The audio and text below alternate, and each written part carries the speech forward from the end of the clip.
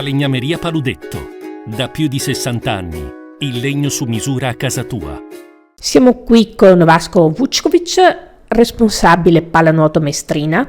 Innanzitutto, che cosa significa essere responsabile di un'attività che coinvolge non solo la prima squadra, ma anche il settore giovanile, di uno sport come la pallanuoto? Ma fare questo lavoro per me è una cosa della vita, un mio amore più grande di tutto, una mia passione.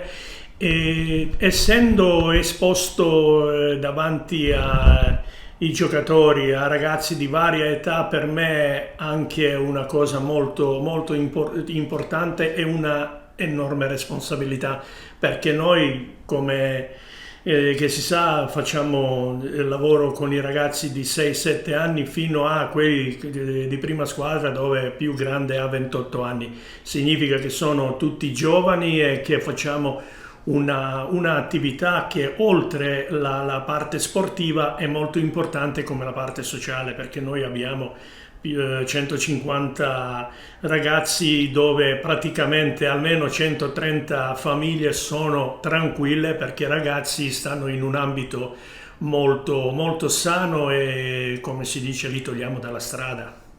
Anche perché la pallanuoto, come altri sport cosiddetti di nicchia o comunque non noti come il calcio, che non hanno la stessa risonanza mediatica, sono caratterizzati anche oltre che da tanti sacrifici, anche da tantissima passione. Sì, certo, di tantissima passione, soprattutto qui in Italia. Noi possiamo parlare di calcio, come vi ho detto prima, sono interista, no? Mi piace calcio, io sono amante di tutti i sport, ma la pallanuoto ha sicuro la precedenza. Io dico, la pallanuoto in Italia è sport più medagliato, ma purtroppo non apprezzato come si deve fare. Nostro vantaggio, diciamo, noi che lavoriamo con i ragazzi di pallanuoto, è che cerchiamo da loro di portare insieme lo sport e la scuola. Per noi, vi dico così, non vengono convocati per le partite del settore giovanili quelli che non studiano bene.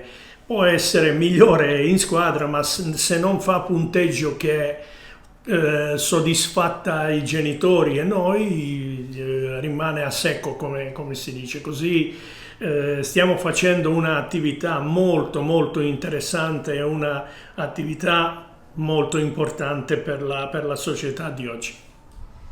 Che cosa significa, o meglio, il bravo atleta di pallanuoto? Quali caratteristiche deve avere, pertanto, non solo a livello tecnico, ma anche a livello, diciamo, di carattere? Ma certo, noi stiamo parlando tanto, stiamo gestendo tanto pure i caratteri dei ragazzi. Nella pallanuoto, diciamo, la differenza fra nuoto e pallanuoto, perché quelli che praticano queste cose sanno che parla sempre nuoto per nuoto e nuoto per la pallanuoto. Sono un po' le cose diverse, ma in sostanza sono uguali, perché ci vuole un carattere duro, ci vuole una voglia veramente infinita da imparare e da dimostrare, perché noi fra i ragazzi cerchiamo sempre di portarli più avanti possibile tutti insieme, ma la qualità in questi sensi è quella che prevale: la velocità, agibilità in acqua, capacità di fare le cose che si chiedono, che alla fine, se io faccio allenamento qui a Mestre o uno lo fa a Giappone, elementi di gioco sono uguali. Così noi apprezziamo queste cose. Mestrina Nuoto esiste da 1956, ha una storia veramente lunga e piena di successi, piena delle cose molto, molto importanti.